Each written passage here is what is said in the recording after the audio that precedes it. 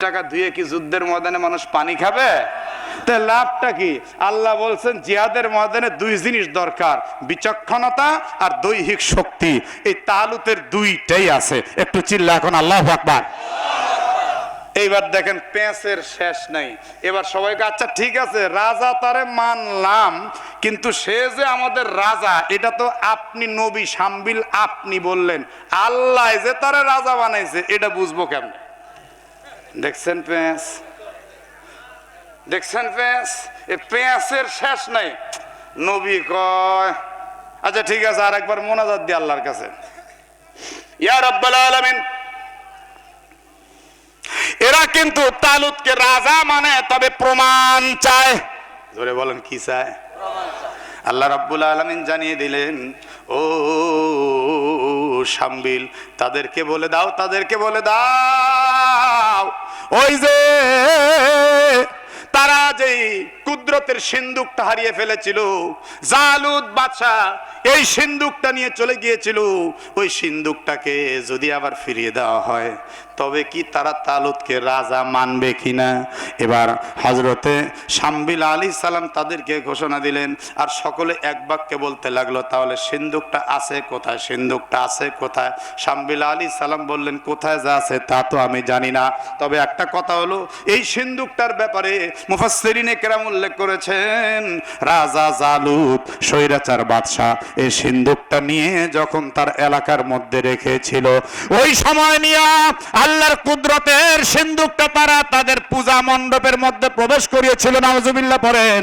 তাদের মূর্তি দেবতার পাশেই ওই সিন্দুকটাকে রেখে দিয়েছিল। আর এই সিন্দুকটা আল্লাহর কুদরতের সিন্দুক একটা শিরকির দেবতার পাশে থাকবে, এটা কিন্তু আল্লাহ বরদাস্ত করেন নাই। ওই সিন্দুকটা রেখে তারা দেবতার ওই পূজা মণ্ডপটা তালা মেরে চলে গেল। পরের দিন প্রত্যুষে এসে তাড়াতাড়ি তালাটা খুললো, তালাটা খুলে দেখতে পায় কি আশ্চর্য ব্যাপার, তাদের দেবতা উপুড় হয়ে পড়ে আছে আর আল্লাহর কুদরতের সিন্দুক দেবতার উপরে বসে আছে। রাম রাম রাম রাম রাম, মান ইজ্জত সব গেল রে। তাড়াতাড়ি সিন্দুক সরিয়ে এই দেবতাকে দাঁড় করিয়েছে। রাজা জালুত নিজে আসছে, এসে সিন্দুকটাকে আগে রাখছে, এরপরে ওই মূর্তি রাখছে। মূর্তি রেখে এবার তার কাটা দিয়ে সুন্দর করে লোহা দিয়ে পেরেক মারছে যাতে সিন্দুক আর নড়াচড়া করতে না পারে। আসলে বলেন তো আল্লাহর কুদরতের সাথে কারো কোনো শক্তি চলে? যুবকেরা জোরে বলতে হবে চলে? শক্তি চলে না। এবার রাত্রিবেলা আবার দরজা বন্ধ করে দিয়ে চলে গেল। পরের দিন সকালবেলা এসে দেখতেছে একটা তাণ্ডব কারখানা। এই মূর্তির মাথা ভাঙছে, মারহাবা কন্যা, হাত ভাঙছে, পা ভাঙছে, কোমর ভাঙছে, উপুড় হয়ে পড়ে আছে, আর সিন্দুকটা মূর্তির উপরে ভাসতেছে। চিল্লা এখন আল্লাহু আকবার। রাজা জালুত এবার বলে এই সিন্দুকটাকে এই গ্রামে আর রাখা যাবে না, তাড়াতাড়ি পাহাড়ি অঞ্চলের মধ্যে একটা গ্রামে পাঠিয়ে দাও। ওই গ্রামে যখন পাঠিয়ে দেওয়া হলো, পর্যায়ক্রমে দেখা গেল 5টি গ্রামের মধ্যে মহামারী আরম্ভ হয়ে গেল, খালি পরে আর মরে, পরে আর মরে। সবাই বলতেছে রাজা জালুত এই সিন্দুকটাকে তাড়াতাড়ি সরিয়ে নিয়ে যাও, এই সিন্দুকটা আমরা এই গ্রামের মধ্যে দেখতে চাই না। ওখান থেকে আরেক গ্রামে যখন দেওয়া হলো তখন দেখা গেল ওই সিন্দুকটা রাখার পরের রাত্রি থেকেই প্রতি রাত্রিতে মানুষ মরতেছে। এক আশ্চর্য কাণ্ড। বড় বড় বড় বড় ইন্দুরগুলো রাতের বেলায় মানুষের লজ্জাস্থান দিয়ে প্রবেশ করে একদম নাড়ি বড়ি কলিজা ফ্যাপসা সব খেয়ে এখান থেকে বের হয়ে যায়। ডেড বডি, খোলস বডি মানুষের পড়ে থাকে। প্রতি রাত্রিতে মানুষ এমন করে মরতে লাগলো।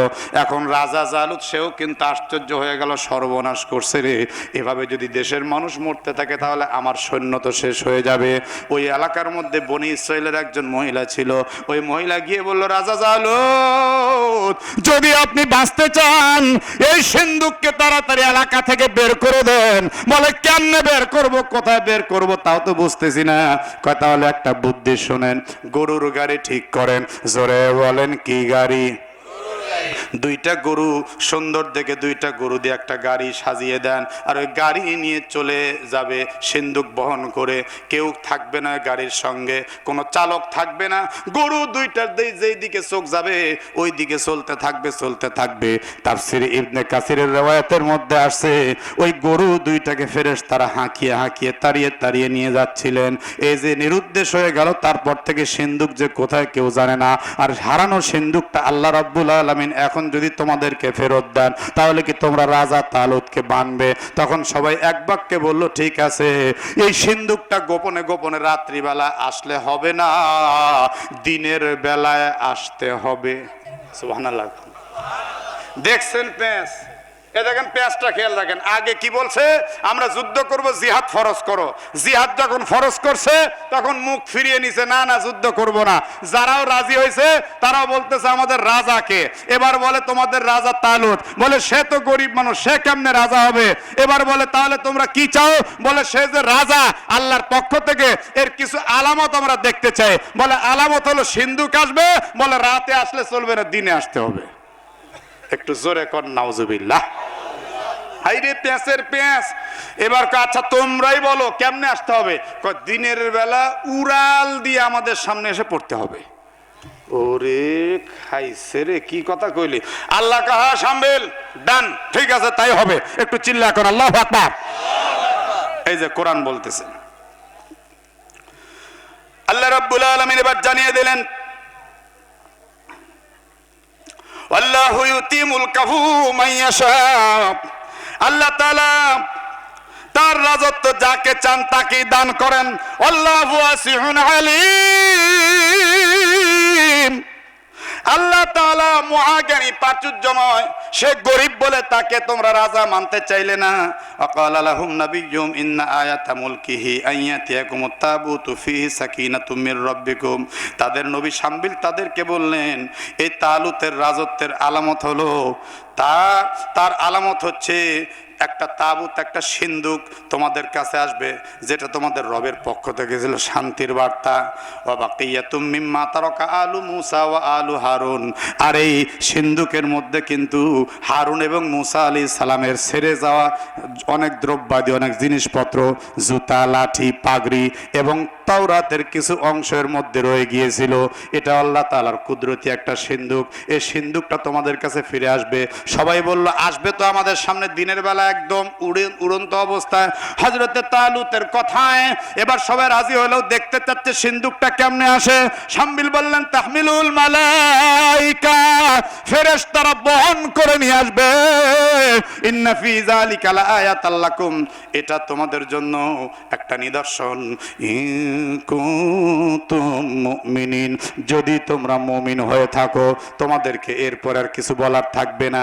সত্যি সত্যি দেখা গেল চার কোণে চারজন ফেরেশতা ধরে নিয়ে শূন্যের উপরে হযরতে তালুতের সামনে সিন্দুকটা রেখে দিল। রেখে যখন দিয়েছে এবার সবাই রাজা বলে মানল।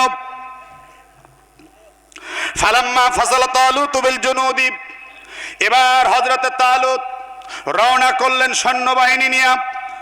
রওনা করে পথ চলতেছেন। পথ চলতে চলতে চলতে চলতে চলতে চলতে সামনে একটা নদী দেখা যাচ্ছে। সেই নদীর নাম ছিল নাহরুস। জোরে বলেন নাম কি? নুন হা রা শিন, নাহরুস। কোন কোন riwayat-এর মধ্যে আসছে নুন হা র ওয়া শিন, নাহরুস। এই নদী সামনে দেখার পরে হযরতে তালুত বলছেন, আমাল্লাম ইয়াতামহু ফাইন্নাহু মিন্নি ইল্লা মান ইগতারাফা গুরফাতাম বিয়াদি। ওই যে দেখা যাচ্ছে ক্বালা ইন্নাল্লাহা মুবতালিকুম বিনাহার, নিশ্চয় আল্লাহ রাব্বুল আলামিন তোমাদেরকে পরীক্ষা করবেন একটি নহর দিয়ে, একটি নদী দিয়ে। ফামান শারিবা মিনহু ফালাইসা মিন্নি, নদী দিয়ে কেমন করে পরীক্ষা করবেন জানো? ওই নদী থেকে যে কেউ পানি পান করবে সে আমার দলভুক্ত না। আল্লাহর রাস্তায় যুদ্ধ করবা, জালিম বাদশা জালুতের সামনে দাঁড়াইবা, তোমরা কত বড় ভালো, তোমরা আবার পিছনে দৌড় দিবা কিনা এটাও একটা পরীক্ষার ব্যাপার আছে। যদি না থাকতো পরীক্ষা, ছাত্র জীবন বড় সুখের হতো। জোরে জোরে কোন ঠিক কিনা?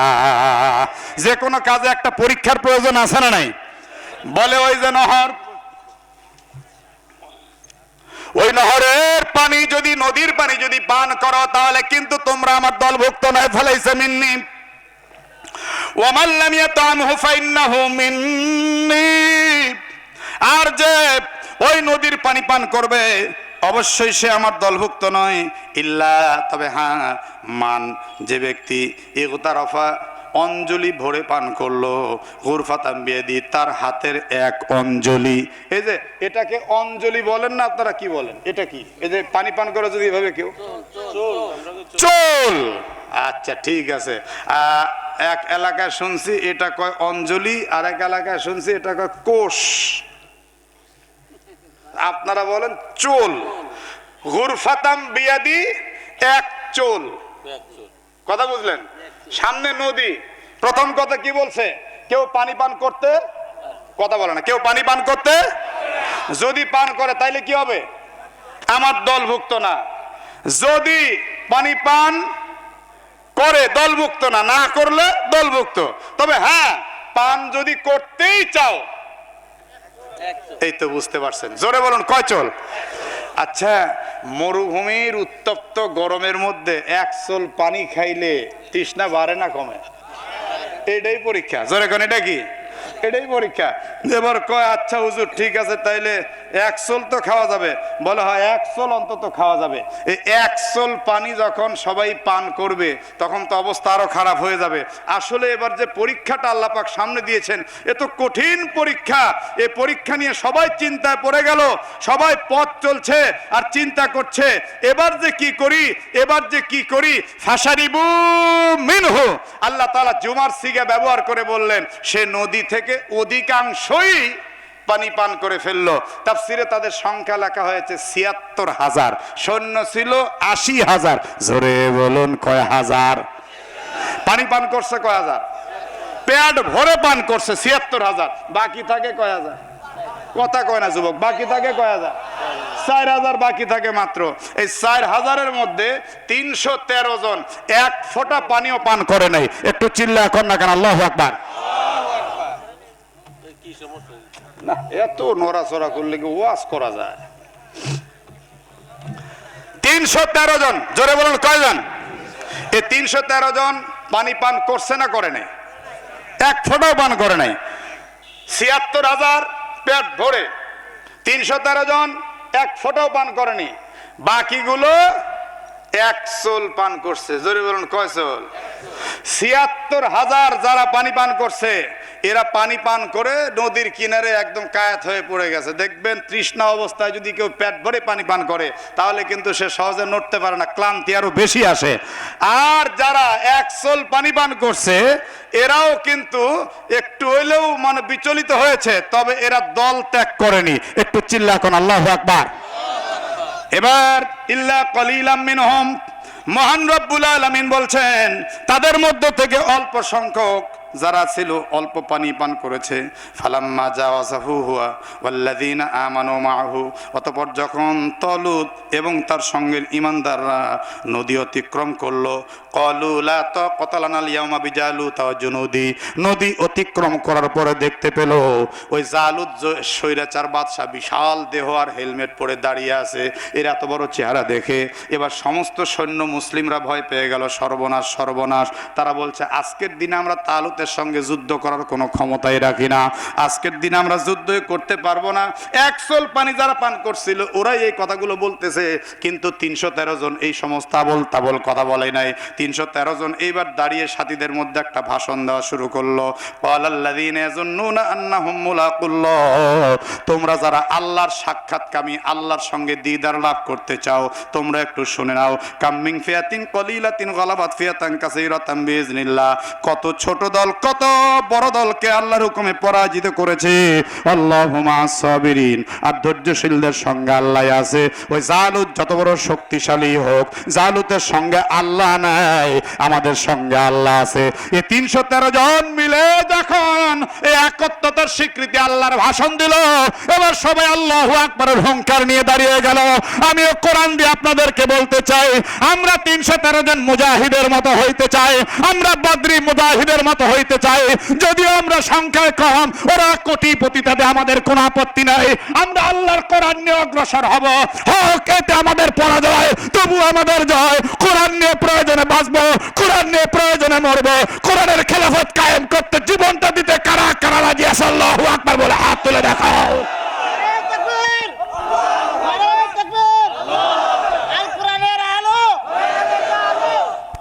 সম্মানিত উপস্থিতি, 313 জনের বক্তব্যে এবার সবাই চাঙ্গা হয়ে গেল। চিল্লা বলেন আল্লাহু আকবার।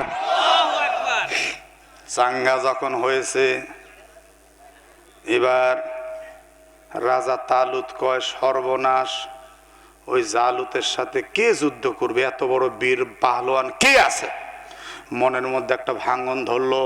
আল্লাহ রাব্বুল আলামিন ওই যে নবী শামবিল, তাকে বললেন তোমাকে এক বোতল তেল দিলাম। জোরে বলেন কি দিলাম?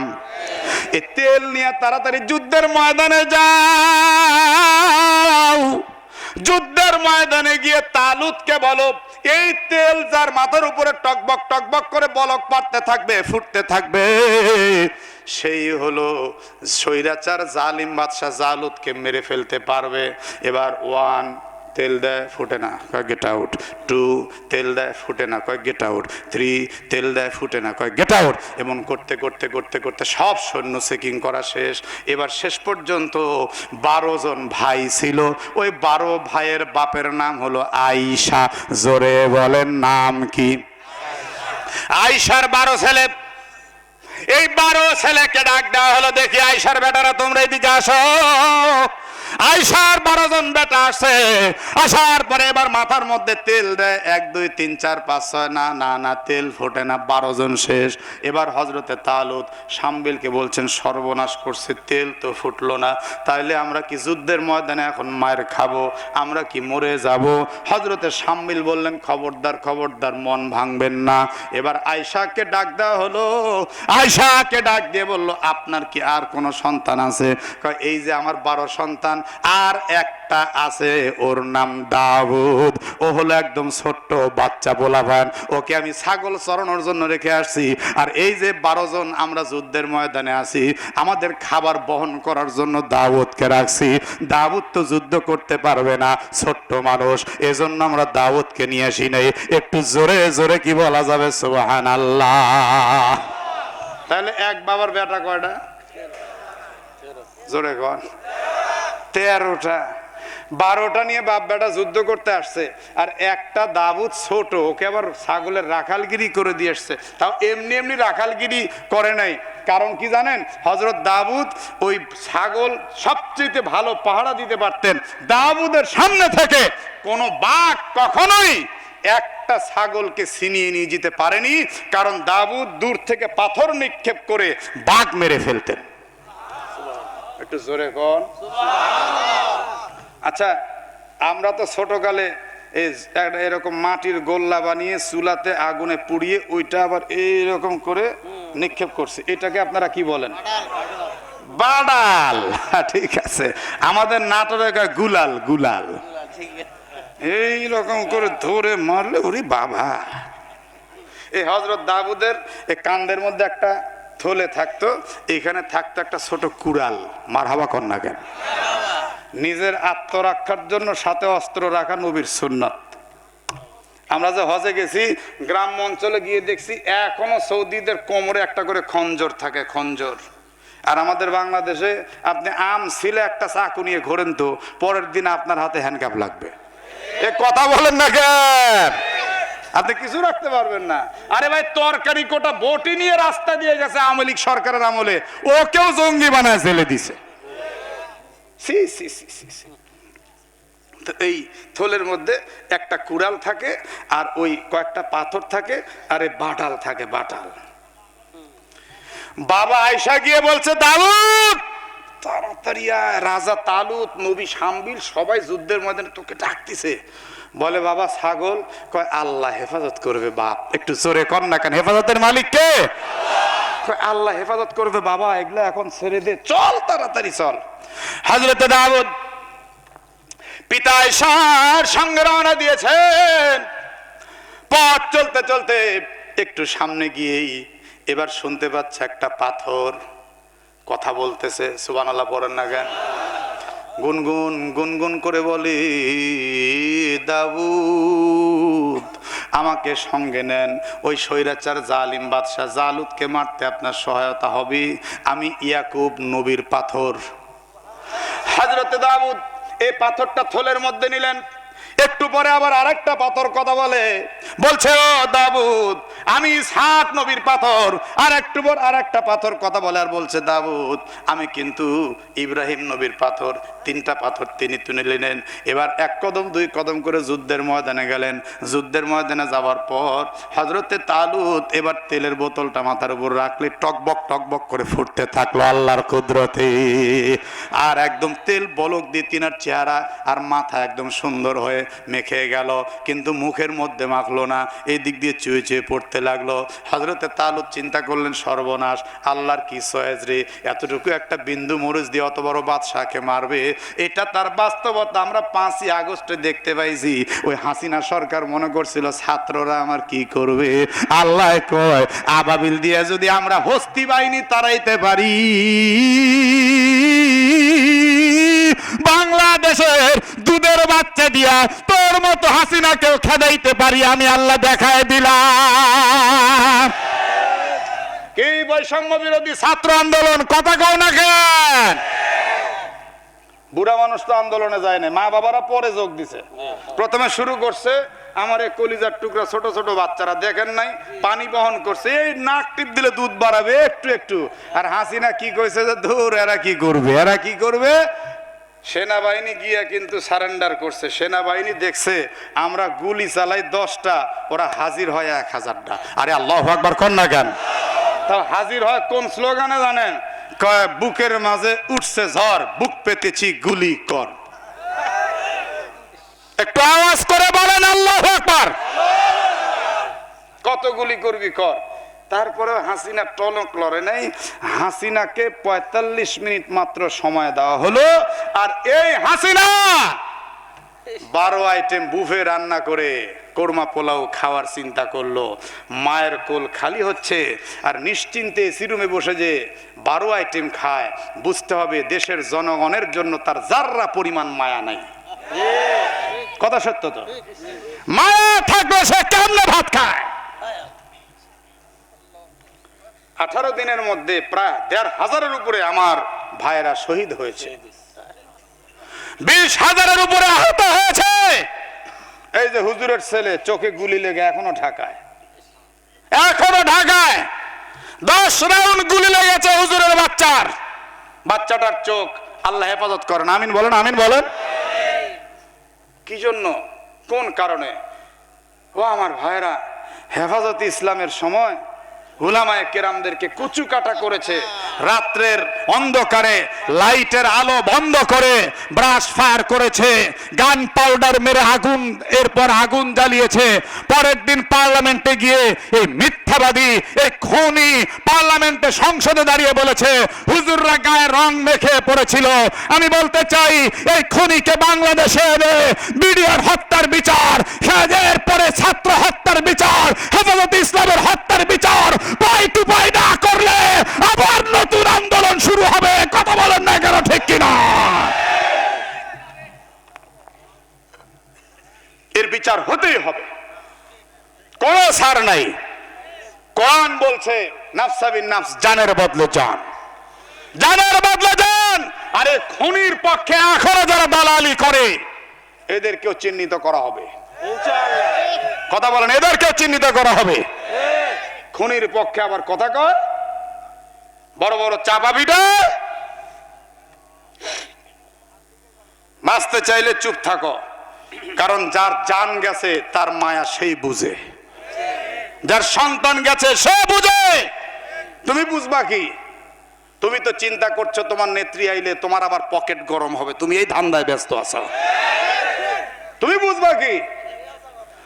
যার কলিজার টুকরা সন্তানের হাত গেছে, যার পা গেছে, যার চোখ গেছে, কান গেছে, অঙ্গহানি হয়েছে, যার ঘর বাড়ি গেছে, সব বুঝে। তুমি বুঝবা কোত্থেকে? তুমি কোত্থেকে বুঝবা? দাউদ আলাইহিস সালামকে এবার যুদ্ধের সাজে সজ্জিত করা হচ্ছে। একটু জোরে বলেন মারহাবা, মারহাবা বলেন। মাথায় হেলমেট পরানো হলো লোহা দিয়ে, এরপরে গায়ে শিরস্ত্রাণ লাগানো হলো, এরপরে ঢাল দেওয়া হলো, এরপর তলোয়ার দেওয়া হলো।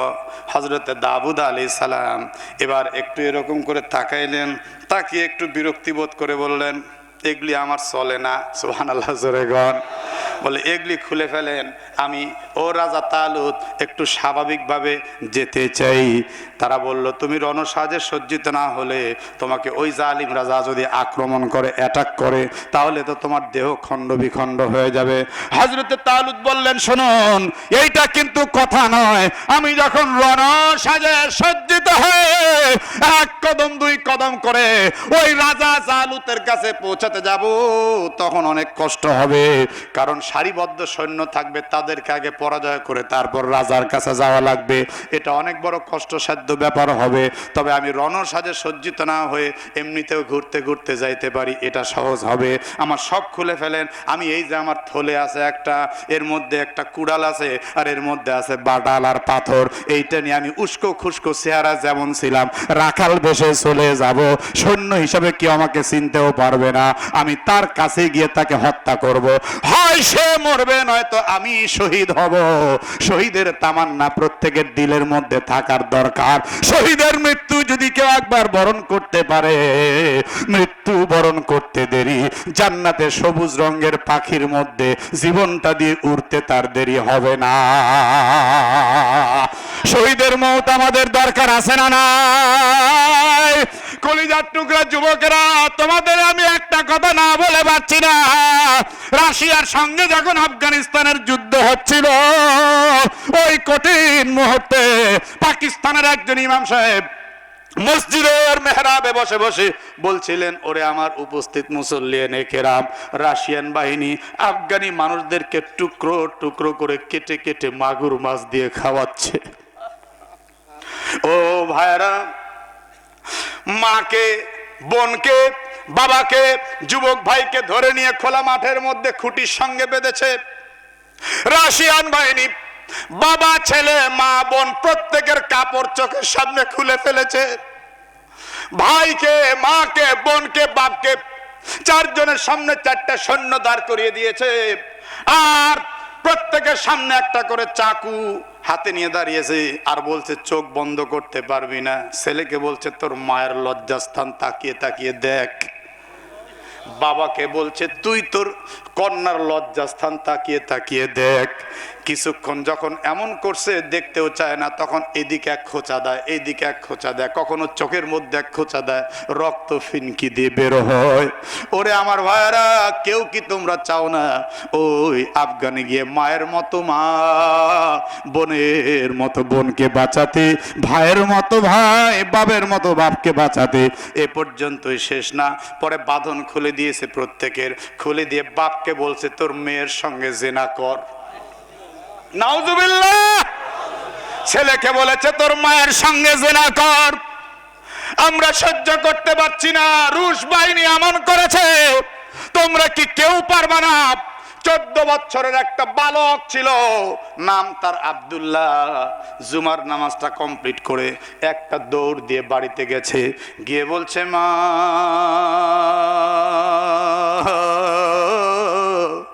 মা গো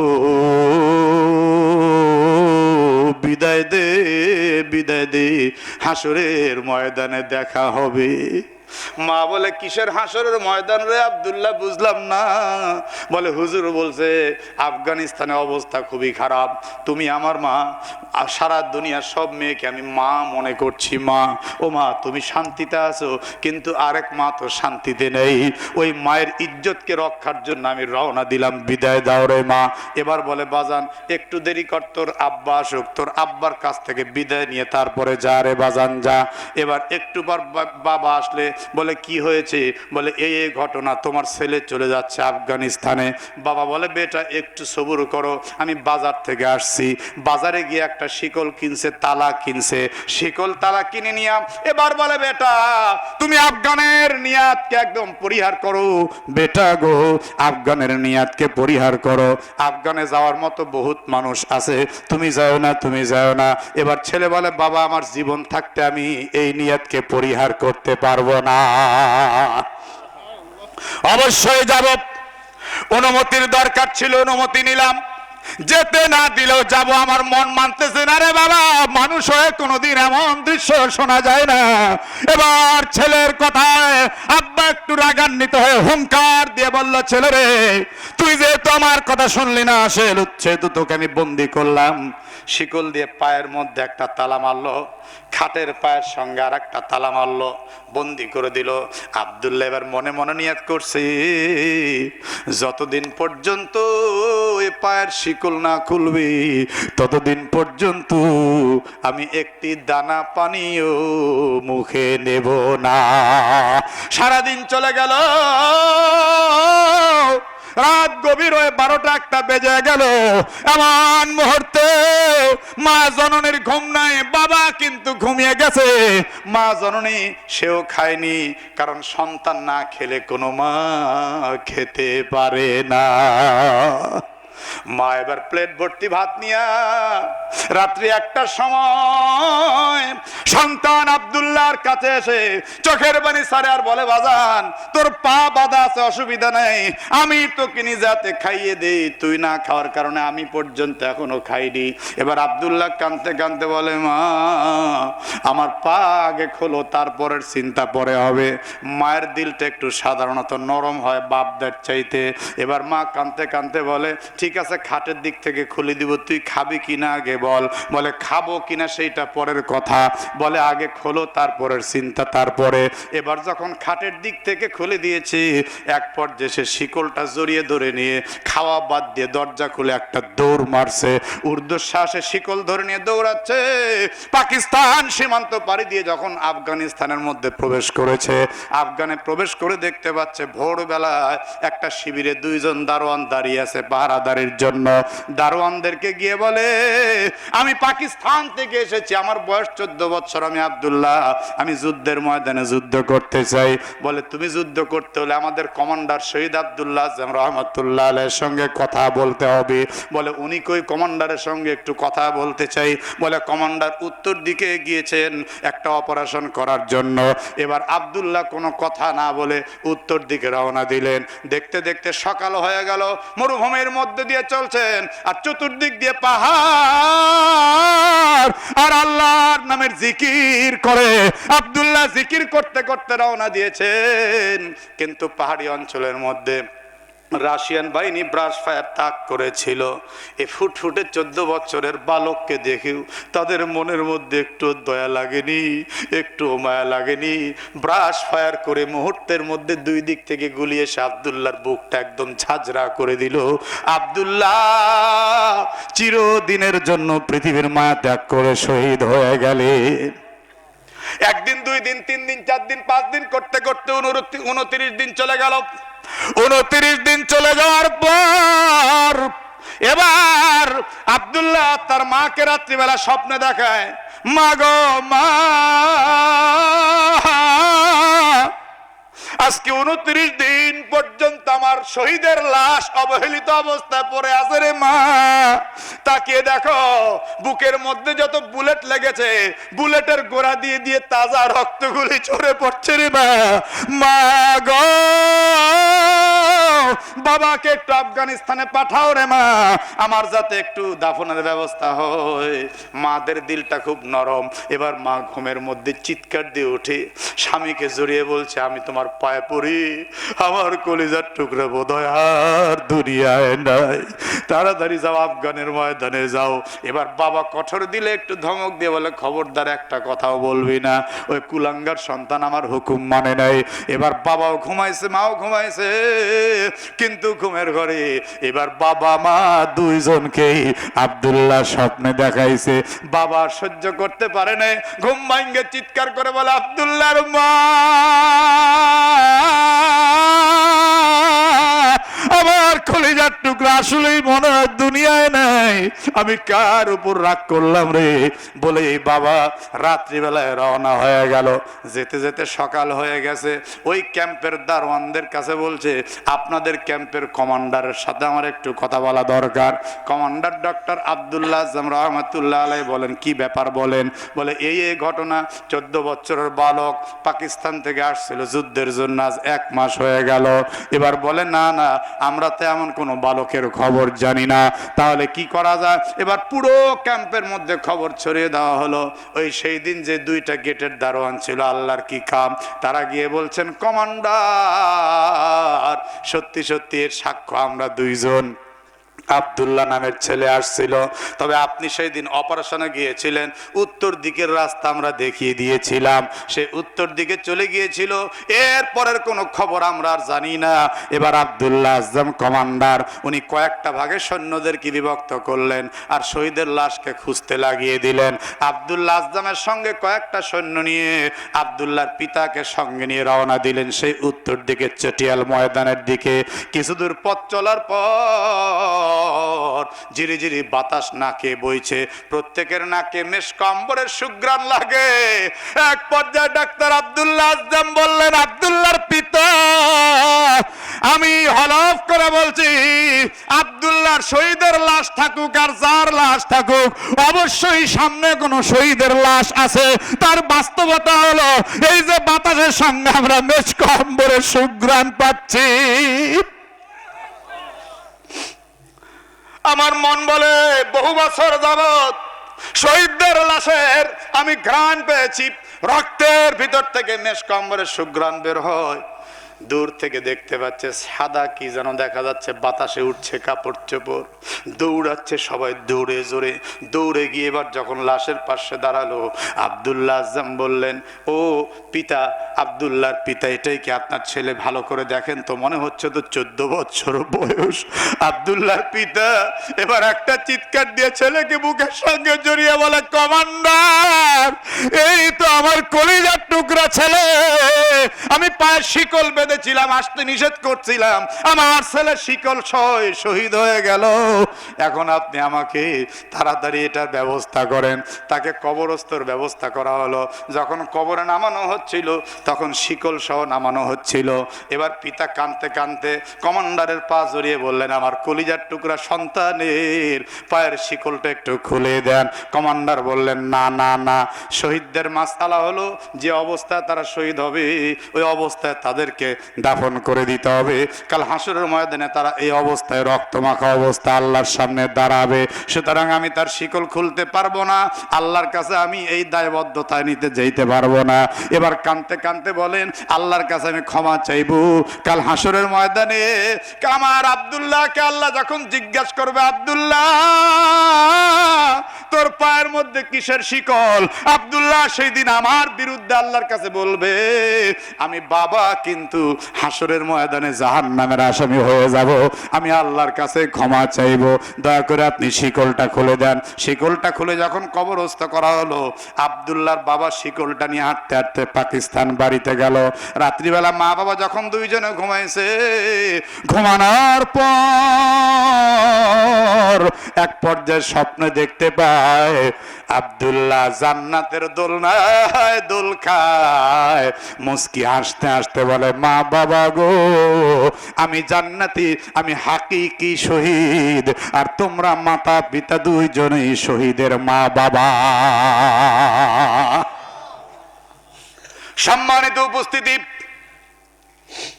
তাফসীরের শেষ পর্যায়ে আমরা চলে এসেছি। ছোট্ট একটু কথা আমার সামনে বাকি আছে।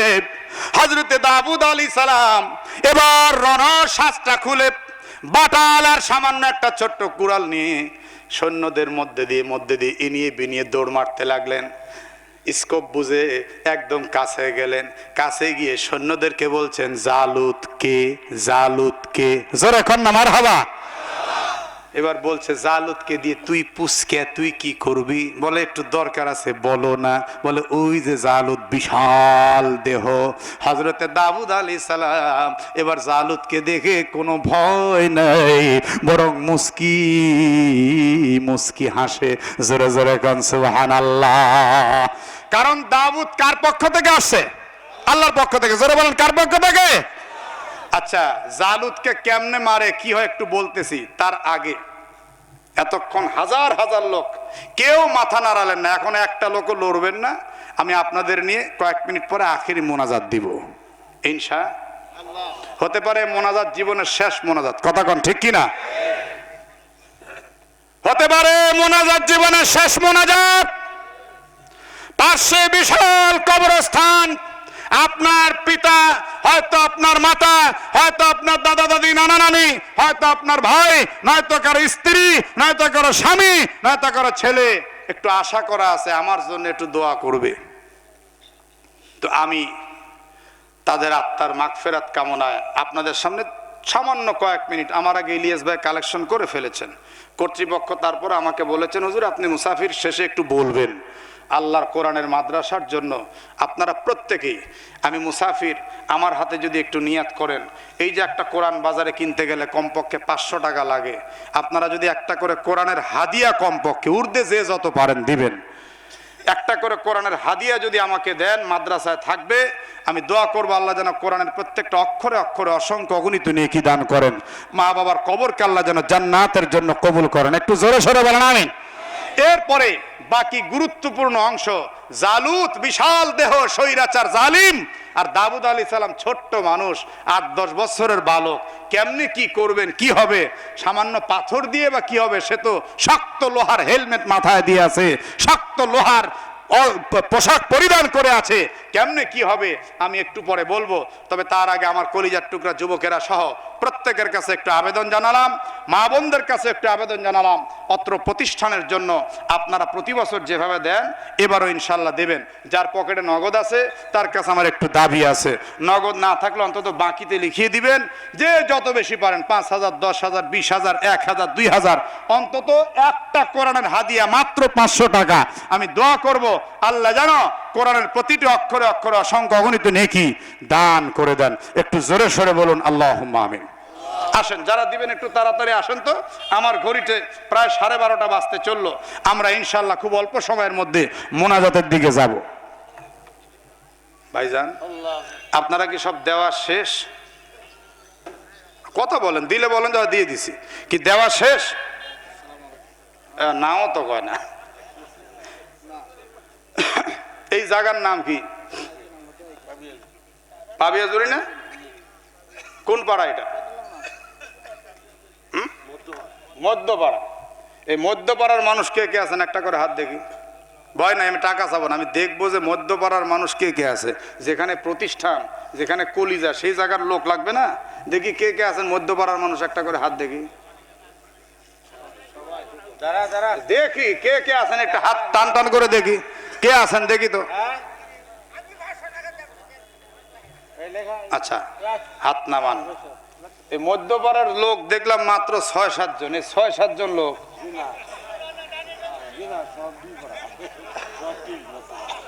সবই মধ্যপাড়া, তো সবই হাত তুলবে। কি আপনারা সবাই মধ্যপাড়া? তো হাত তুললেন না যে? মধ্যপাড়ার মানুষ কে কে আছেন? মধ্যপাড়া বাড়ি কাদের, তারা একটু হাত তোলেন দেখি। টান টান করে তোলেন, কেউ তোলেন কেউ নামান, তাহলে বুঝবো কেমনে। টান টান করে তোলেন। আচ্ছা, হাত নামান। উঠছে 12-14 জন। আচ্ছা, মধ্যপাড়া ছাড়া অন্যান্য এলাকা থেকে, দূর দূরান্ত থেকে যারা আসছেন, আল্লাহু আকবার বলে হাত তুলুন। নারে তাকবীর। হাত নামান। দেখেন, এই মানুষগুলি যদি অন্য পাড়া থেকে না আসতো তাহলে মাহফিলটা আজকে মধ্যপাড়ার মাহফিল কি হতো বলেন তো? আচ্ছা, এই 2-1 জন উঠতেছেন, এটা কিন্তু ঠিক না। আমার বাড়ি নাটোর, আমার তো কোনো তাড়াহুড়া নাই, আপনাদের তো তাড়াহুড়া। মানে কয়েক মিনিট পরে তো মোনাজাত হবে, আপনি এখন উঠে কোরআনের মাহফিল যদি ভাঙেন, আল্লাহ তাআলা আপনাকে এর জন্য দায়ী করবেন। কথা কোন ঠিক কিনা? ওখানে 500 টাকা কে দিতে চাইলো? আব্দুল কাদের সাহেব এক কোরআনের হাদিয়া 500 দিচ্ছে। এরপরে বলেন তো, যার পকেটে নগদ আছে 500, 1000, 2000, 5000, আরেক আল্লাহর বান্দা 500 টাকা দিয়েছে, আল্লাহ কবুল করেন। আমিন বলেন, জোরে সোরে আমিন বলেন। এক কাজ করেন তো, এই রুমাল নিয়ে তাড়াতাড়ি ঢোকো তো, সব ভেঙে যাচ্ছে, তাড়াতাড়ি রুমাল নিয়ে ভিতরে যাও তো, ভেঙে যাওয়ার আগে রুমাল নিয়ে, যার পকেটে যতটুকু নগদ আছে বিসমিল্লাহ বলে পকেটে হাত দেন তো তাড়াতাড়ি। বিসমিল্লাহ বলে আমি একটা করে কোরআনের হাদিয়া চাইলাম, বেশি না, প্রত্যেকে দেন বিসমিল্লাহ বলে, তাড়াতাড়ি দেন ইনশাআল্লাহ। যার কাছে আছে তার কাছে আমার দাবি আছে, কার কাছে আছে সে কিন্তু জানে। দিছেন আলহামদুলিল্লাহ। যদি মনে করেন আবার দিবেন আল্লাহর রাস্তা, সেটা আপনার ব্যক্তিগত ব্যাপার, দেন আলহামদুলিল্লাহ দেন। আচ্ছা, এই মাহফিলকে কেন্দ্র করে মাহফিলের আগে বাড়ি বাড়ি কি কালেকশন হয়েছে নাকি? হয়েছে? খালি চাউল, টাকা দেন নাই? টাকাও দিছে। আচ্ছা বুঝতে পারছি, তাই তো কই দেয় না কে, আগে দিছে। আরেক ভাই 500 টাকা, ঠিক আছে। হ্যাঁ তাড়াতাড়ি করেন, তাড়াতাড়ি। আব্দুল মালিক সরকার, উনিও 500 টাকা, আল্লাহ কবুল করেন। আলহামদুলিল্লাহ পড়েন, আলহামদুলিল্লাহ, আলহামদুলিল্লাহ। আচ্ছা এখন আমি কথাগুলো শুরু করব, শুনবেন তো ইনশাল্লাহ? এই কথাগুলো শুনবেন তো ইনশাল্লাহ? তাহলে উঠা বসা করলে তার বলবো না। নারে তাকবীর। মোহাম্মদ আলী 3000 টাকা, আল্লাহ কবুল করেন, আমিন বলেন। আলহামদুলিল্লাহ। হাজী আব্দুল আউয়াল নগদে 500 টাকা, আল্লাহ কবুল করেন। আরেক ভাই কিছু টাকা করছে দেন, আল্লাহ কবুল করেন। এই যে কোরআন হাতে নিলাম, বাকি কথাটুকু শুরু করতেছি। আর যারা রুমালের মধ্যে দিচ্ছে, ইয়া আল্লাহ মা বোনদের দানকে আল্লাহ আপনি কবুল করে নিয়েন। মা বোনদের কাছে লোক আছে, আমার মা বোনরাও দিবে। মিজানুর রহমান সাহেব নগদে 1000 টাকা করলেন দান, আল্লাহ মিজানুর রহমান সাহেবের দানকে আপনি কবুল আর মঞ্জুর করে নেন, বাড়িয়ে দেন মান সম্মান, আমিন কর, আমিন, আমিন, আমিন। আচ্ছা এবার দাউদ আলাইহিস সালাম সামনে গিয়ে দাঁড়িয়ে ভয় পাইলেন না মুস্কি হাসলেন? কথা কয় না কি ভাই? কোরআনের মাদ্রাসার জন্য 1 মিনিট চাওয়ার পরে কি বড় অপরাধী হয়ে গেলাম? তার কথাই তো বলতেছেন, আর কেউ কেউ উঠে রওনা দিতেছে। একটু জোরে সরে বলেন, ভয় পাইছে না মুস্কি হাসি? হ্যাঁ, আল্লাহর নবী যারা হয় তাদের কোনো ভয় থাকে? আমরাও যারা কোরআনের কথা বলি, আমরা মনে ভয় রেখে কোনো কথা বলি না। কথা কন না কেন? কোনো ভয় নাই, আমার রব আছে আমার সাথে। বলেন আমাদের সাথে কে আছে? আরেক আল্লাহর বান্দা 500 টাকা, আল্লাহ দানকে কবুল করেন, আমিন বলেন, আমিন। মাশাআল্লাহ। এবার হযরতে দাউদ আলাইহিস সালাম তিনি একটু মুস্কি মুস্কি হাসলেন, আর সমস্ত সৈন্যরা চিন্তা করছে এই দাউদ কি পারবে জালুতকে মারতে? ওয়ালাম্মা বারাজুল জালুত ওয়া জুনুদি, আল্লাহ রাব্বুল আলামিন এরপরে বলছেন হযরতে জালুত আর তার সৈন্যবাহিনীর সামনে মুসলমানদের নিয়ে, সৈন্য নিয়ে মুখামুখি হয়ে গেলেন। মুখামুখি হওয়ার পর এবার সবাই মিলে একটা মোনাজাত দিলেন। সুবহানাল্লাহ, জোরে কোন। ক্বালু, মোনাজাতে তারা যা বলল আপনারা আমার সঙ্গে সঙ্গে সবাই বলেন রব্বানা। না না বলতে পারলেন না, এক আওয়াজে বলেন রব্বানা আফরিগ আলাইনা সাবরান ওয়া সাব্বিত আকদামানা ওয়ানসুরনা আলাল কওমিল কাফিরিন।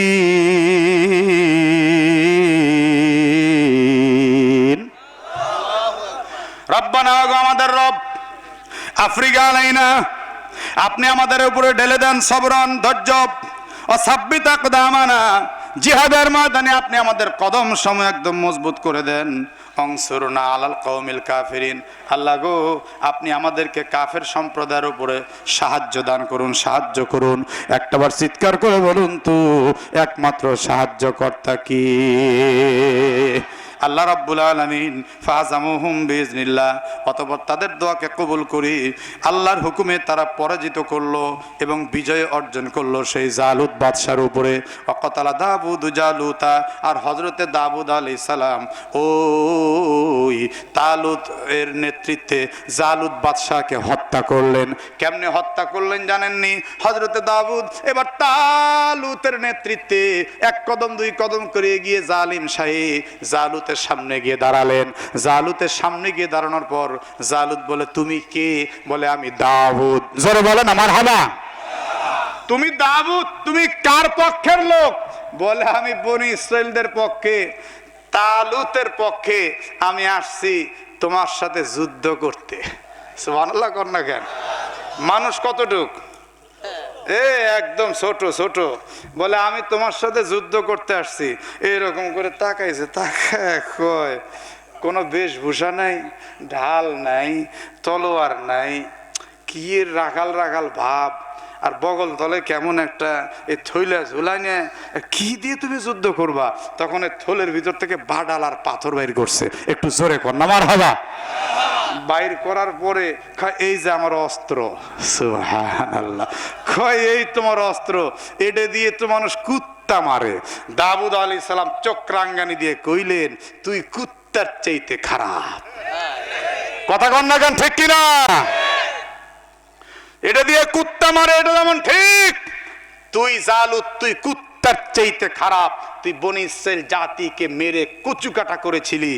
যারা ছাত্র সমাজকে মেরে শহীদ করেছে, আবু সাইদকে মেরে শহীদ করেছে, মুগ্ধকে মেরে শহীদ করেছে, হেফাজত ইসলামের আলেমদেরকে মেরে শহীদ করেছে, আমি বলছি তারাও কুত্তার চাইতে খারাপ। কথা বলা না গেল ঠিক কিনা?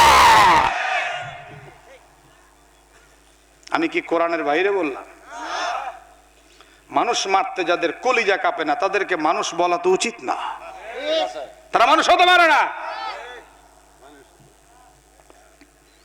এবার জালুত হো হো করে হাসে যে বেড়ায় কয় কি, এই পুচকি আমারে আবারে বাডাল দিয়ে মারবে। এবার থলের ভিতর থেকে পাথর 3টা কয়, দাউদ ও দাউদ তাড়াতাড়ি আমাদেরকে নাও। সুবহানাল্লাহ। এবার পাথর 3টা নিয়ে হযরত দাউদ হাতের তালুর মধ্যে নিলে 3 পাথরে কয় এক জায়গায় করে একটা ঘষা দাও। আল্লাহু আকবার কর না কেন? 3 পাথর এক জায়গায় করে তিনি হাতের মধ্যে একটু মললেন। মলার পর দেখা গেল 3 পাথর আল্লাহর কুদরতে 1 পাথর হয়ে গেল। পাথরে কয় এবার বাটালে ভরে আমাদেরকে নিক্ষেপ করো। বাটালে ভরে এবার যখন নিক্ষেপ করা হলো, লোহার হেলমেট ভেদ করে এই পাথর একদম মাথা দিয়ে 2 চোখের মাঝখান দিয়ে ঢুকে মাথার মগজ নিয়ে বের হয়েছে। মুফাসসিরিনে কেরাম উল্লেখ করেন এই জালুতের পেছন দিয়ে তো বের হয়েছে, এর পিছনে 33 জন সৈন্য সহ নিয়ে মরছে। 33 সৈন্য মরল। জালিম বাদশা জালুত মরল। মরার পরে এবার সবাই পালিয়ে চলে গেল। আল্লাহু আকবার জোরে গান। সবাই যখন পালিয়ে চলে গেল আর সবাই হযরত দাউদকে নিয়ে জয় জয়কার শুরু করলো। আর তালুতকে কেউ বেল দিতে চাইলো না। জালুতকে হত্যা করছে দাউদ। অতএব আজ থেকে দাউদ আমাদের বাদশা, দাউদ আমাদের বাদশা, দাউদ আমাদের বাদশা। একটু জোরে সোরে বলেন না কেন? সম্মান দেওয়ার মালিককে। এই ছাত্র সমাজ তোমরাই তো একটা স্লোগান দিয়েছিলে, চাইলাম অধিকার হয়ে গেলাম সরকার। বলে না চাইলাম অধিকার। হ্যাঁ, বুঝতে হবে, এর নাম কোরআন। দাউদ আলাইহিস সালামরে নিয়ে আসছিল তালুত, ওর পক্ষে যুদ্ধ করে। এখন দাউদ হয়ে গেছে সরকার। একটু ছিল এখন আল্লাহু আকবার। কি বর্তমান প্রেক্ষাপটের সাথে মিল আছে না নাই? চাইলাম অধিকার হয়ে গেলাম সরকার। দাউদ আলাইহিস সালাম কয় কি কয় রে, আমি এখন সরকার? আল্লাহ কয় দাউদ শোনো শোনো, ওয়া আতাহুল্লাহুল মুলকা ওয়াল হিকমাহ। আল্লাহু আকবার বলেন। আল্লাহ কয় আমি আল্লাহ দাউদকে মুলুক দিলাম, রাজ্য দিলাম, হিকমা মানে নবুয়ত দিলাম। মানে নবুয়ত আর খেলাফত একসাথে দাউদ তুমি শুরু করো। একদিকে তুমি নবী, আরেকদিকে তুমি রাজত্বের কাজ করো, তুমি বাদশাহ। সেই সময় থেকে নিয়ে নবী যে বাদশাহ সে, আজও পর্যন্ত এই ধারাবাহিকতা রয়েছে। আলেম যে, ইমাম যে, রাজনীতিও করবে সে। মসজিদের ইমাম হবে নেতা, ইমাম করবে সমাজের বিচার। এ কথা কর না কেন? ঠিক কিনা? কিন্তু সেই ইমামকে আমরা বেল দেই না। ইমাম মানে নেতা, অনেক বড় পদবি, অত সস্তা না। কোরআনের আইন হলো এলাকার যে মেম্বার হবে সে গিয়ে মসজিদের ইমামতি করবে, জুমা পড়াবে।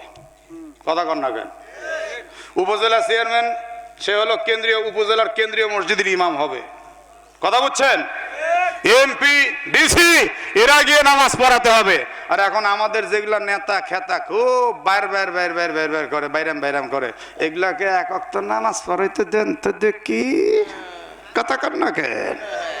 বলবে হুজুর আপনারা আপনাদের কাজ করেন, আমরা আমাদের কাজ করি বলে বেবালে। তো তোমাদের আমাদের কাজ আবার আলাদা হলো কেমনে? তোমাদের আল্লাহ যে, আমাদের আল্লাহ সে। এই আওয়াজ করে কর না কেন? ঠিক কিনা? তো তোমরা মানব সেবা করবে, আমরা কি ঘোড়ার ঘাস কাটবা? আমরাও নবীর সে আদর্শকে বাস্তবায়ন করে দেখাতে চাই। আল্লাহ রাব্বুল আলামিনের পরে বললেন ওয়া আল্লামাহু মিম্মা ইয়াশা। আমি দাউদকে শিক্ষা দিলাম যা ইচ্ছা তাই। ওয়ালাউলা দাফউল্লাহিন নাস বা'দাহুম বিবাদ, যদি না মানুষকে প্রতিহত করতেন আল্লাহ এক দলকে দিয়ে অন্য দলকে, লাফাসাদাতিল আরদ, তাহলে পৃথিবীতে একদম বিপর্যয় সৃষ্টি হয়ে যেত। ওয়ালাকিন্নাল্লাহা যু ফাযলিন আলাল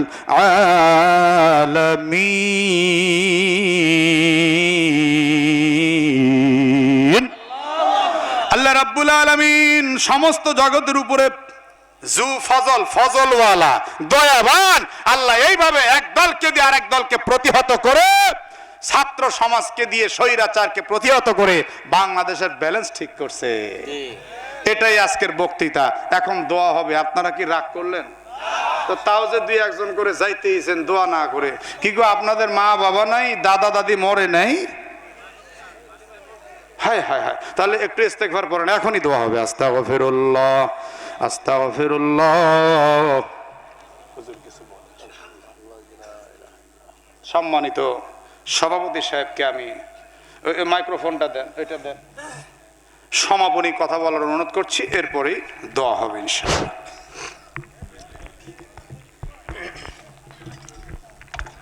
আসসালামু আলাইকুম ওয়া রাহমাতুল্লাহি ওয়া বারাকাতুহু। মহান রব্বুল আলামিনের কাছে শুকরিয়া জ্ঞাপন করছি যে মহান রব্বুল আলামিন আজকে আমাদেরকে মাগরিব নামাজের পর থেকে রাত প্রায় 1টা বেজেছে, এ পর্যন্ত আমরা মহান রব্বুল আলামিনের কোরআন পাকের দর্শ শুনেছি, কোরআন পাকের তাফসীর শুনেছি। আমাদের উলামা ইকরাম আমাদের সামনে দর্শ পেশ করেছেন, তাফসীর পেশ করেছেন। বিশেষ করে যিনি আমাদের প্রধান মেহমান যে আলোচনা রাখলেন, এই আলোচনা আমরা আসলে যদি একটু মনোযোগ দিয়ে শুনি এবং আমল করি এবং আমার জীবনে বাস্তবায়ন করার চেষ্টা করি, তাহলে ইনশাআল্লাহ আমাদের এই দেশ, আমাদের এই জাতি, আমরা এই দেশকে সুন্দরভাবে এবং করতে পারবো এবং আমরা আমাদের জীবনকে গঠন করতে পারবো। সর্বোপরি মহান রব্বুল আলামিনের যে উদ্দেশ্যে আমাদেরকে পাঠিয়েছেন, সেই মহান রব্বুলের উদ্দেশ্য আমরা কি তার ইবাদত বন্দেগী করতে পারবো। আল্লাহ রব্বুল আলামিন যেন আমাদেরকে তৌফিক দান করেন। আর যারা এই মাদ্রাসায় কষ্ট করে হলে দান করেছেন, যার যা সাধ্য আছিল সেই সাধ্য দান করেছেন, মহান রব্বুল আলামিনের কাছে আমি প্রার্থনা করি সে মহান রব্বুল আলামিন যেন আমাদের কি করেন, সেই দানগুলিকে কবুল করে নেন এবং এই দানের উসিলা করে আমাদের এই প্রতিষ্ঠানকে যেন মহান রব্বুল আলামিন আরও উত্তর বৃদ্ধি করেন।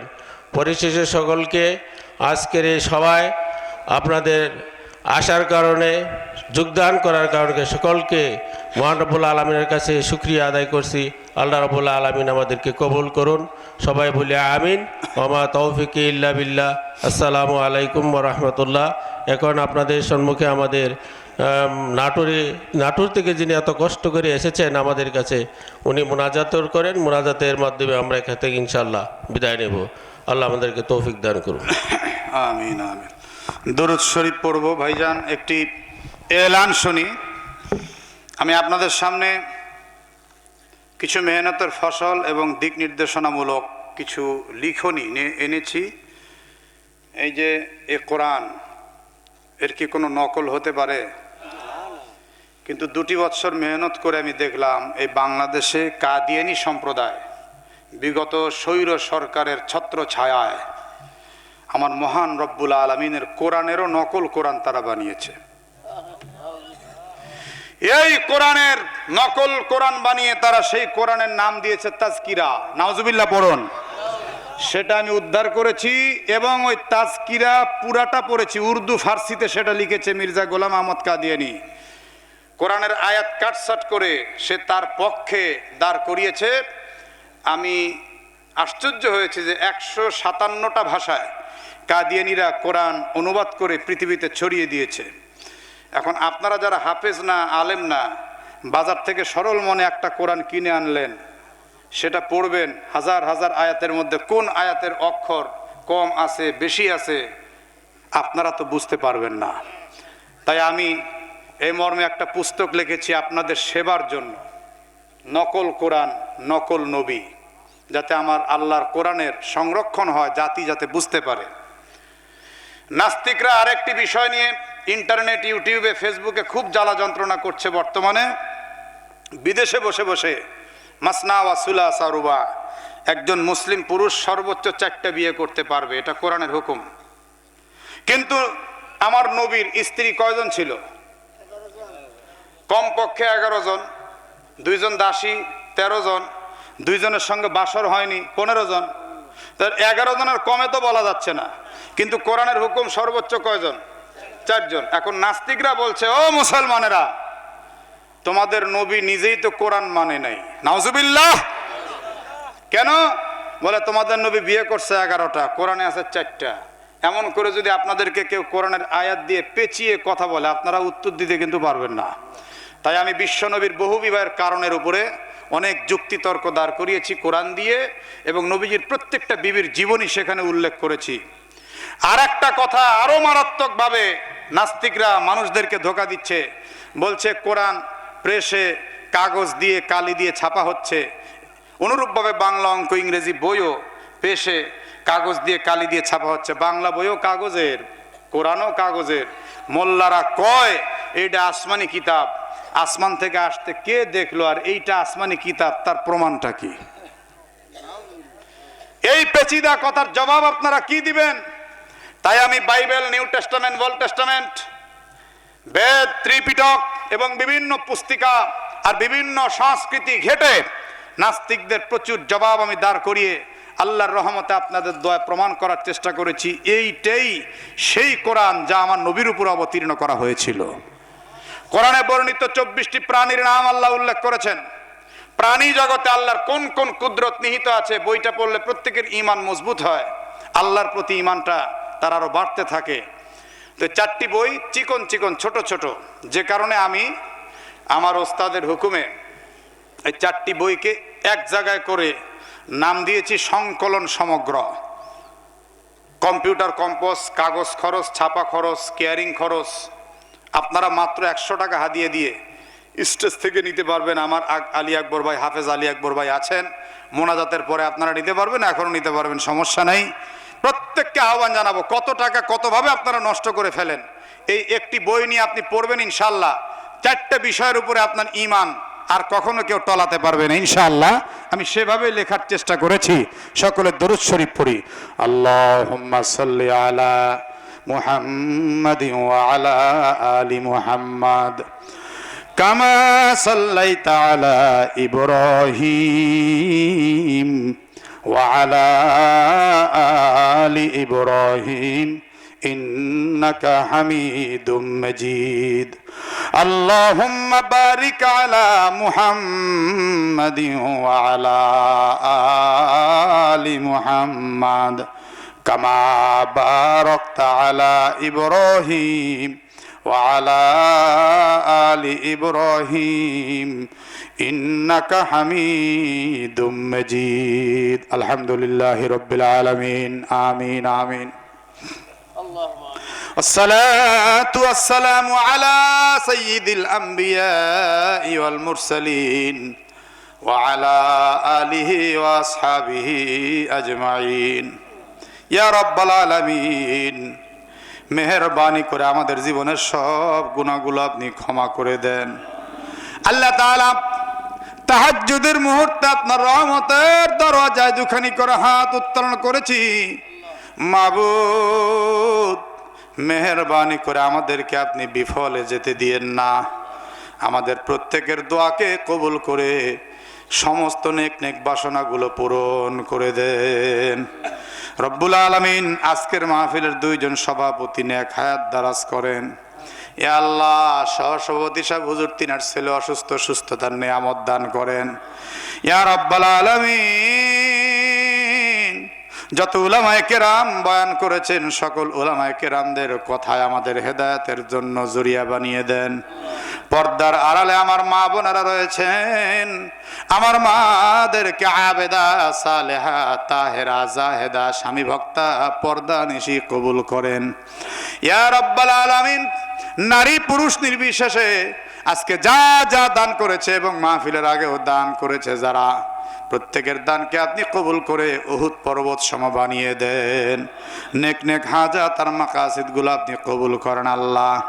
অনেকেই অসুস্থ, সুস্থতার নিয়ামত দান করেন আল্লাহ ইয়া রাব্বাল আলামিন।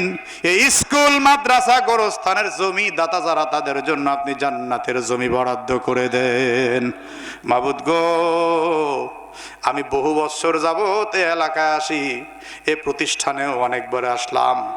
ইতিপূর্বে এই প্রতিষ্ঠানের যত ম্যানেজিং কমিটি চিরবিদায় নিয়েছেন, বর্তমানে আছেন আর কিয়ামত পর্যন্ত আসবেন, প্রত্যেককে কাল হাসরের ময়দানে নবীজির হাতে হাউজে কাউসার নসিব করে দিয়েন। ইয়া আল্লাহ, এই মাদ্রাসাকে যারা ভালোবাসে, টাকা দেয়, পয়সা দেয়, বুদ্ধি দেয়, শ্রম দেয়, সময় দেয়, ইয়া আল্লাহ তাদের প্রত্যেককে আপনি দুনিয়া আখিরের তামাম বরকত দান করেন রব্বুল আলামিন।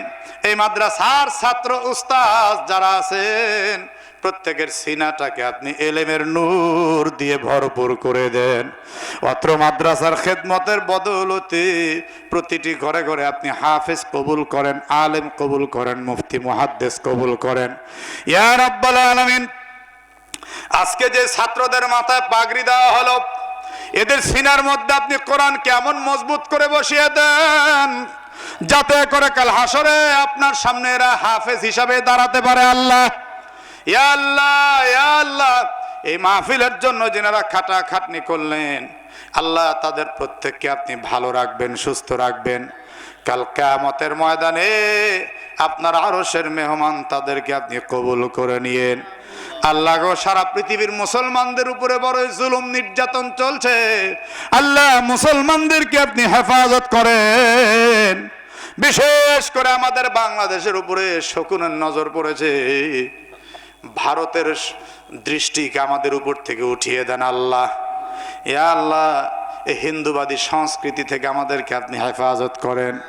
ইয়া আল্লাহ, ইহুদি খ্রিস্টানদের নীল নকশা যাতে বাস্তবায়ন না হয় আপনি আমাদেরকে হেফাজত করেন। বাংলাদেশের পার্লামেন্টে আগামীর সরকার যেন হয় কোরআনের সরকার, আল্লাহ আপনি কবুল করেন। ইয়া আল্লাহ, আমরা কার্ল মার্কস দেখেছি, লেনিন দেখেছি, আমরা সোভিয়েত দেখেছি, রাশিয়া দেখেছি, আমরা রাজতন্ত্রের দেখেছি, আমরা সমাজতন্ত্রের আইনও দেখেছি, আমরা গণতন্ত্রের বিষ বাষ্পও দেখেছি, আমরা এখন মদিনার সমাজ দেখতে চাই। ইয়া আল্লাহ, আমরা এবার মদিনার সমাজ দেখতে চাই। ইয়া রাব্বাল আলামিন, দেশের জন্য জীবন দিই যে ছাত্র ভাইয়েরা শহীদ হয়ে গেছে তাদেরকে আপনি জান্নাতুল ফেরদাউস দান করেন, আর যারা এখন পর্যন্ত অসুস্থ তাদেরকে আপনি দ্রুত সুস্থতার নেয়ামত দান করেন ইয়া রাব্বাল আলামিন। যেই জালিমরা এখন উল্টা পাল্টা বকে, তারা বুঝে না, তাদেরকে আপনি হেদায়েতে কামেলা নসিব করেন। আল্লাহ তাআলা বাবা আদম থেকে নিয়ে আজ পর্যন্ত সমস্ত মুমিনিন মুমিনাতকে জান্নাতবাসী কবুল করেন রব্বুল আলামিন। মাবুদ, আমাদের দাদু দাদি, নানু নানি, ফুফা ফুফি, পূর্বপুরুষ সবাইকে আপনি জান্নাতি কবুল করেন। এই পাবিয়াজুরি গোরস্থানে যারা ঘুমিয়ে আছে,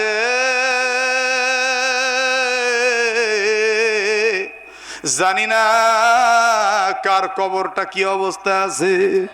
ইয়া আল্লাহ, এই মুহূর্তে কোন আযাব গজব হতে থাকলে আপনি প্রত্যেকের কবরকে জান্নাতি হাওয়া দিয়ে ভরে দেন। আল্লাহ গো, আমার সঙ্গে যিনারা হাত তুলে আমিন আমিন করছেন, জানি না গো আল্লাহ, এ দুটি হাত দিয়ে কে তার জনম দুঃখিনী মাকে কবরে শোয়া দিছে, জানি না এ দুটি হাত দিয়ে কে তার মোহাব্বতের বাবাকে কবরে শোয়া দিছে। মা হারা সন্তান, বাবা হারা সন্তানদের অন্তরের আর্তনাদকে কবুল করে মা বাবার কবরগুলো জান্নাতি কবুল করেন আল্লাহ। আল্লাহ তাআলা, একদিন আমরা সবাই মরে যাব, আমরা কেউ বাঁচব না। যেদিন মৃত্যু দিবেন দিনটা যেন জুমার দিন হয়, যে মাসে মৃত্যু দিবেন মাসটা যেন রমজান মাস হয়। রোজা অবস্থায় ইফতারের আগ মুহূর্তে নবীজির সেই মধুর কালেমা পাঠ করতে করতে যেন আমরা চিরবিদায় নিতে পারি। লা ইলাহা ইল্লাল্লাহু মুহাম্মাদুর রাসূলুল্লাহ বিরহমাতিকা ইয়া আরহামার রাহিমিন। আসসালামু আলাইকুম। যারা একান্ত বই নিতে চান স্টেজে পাবেন ইনশাআল্লাহ।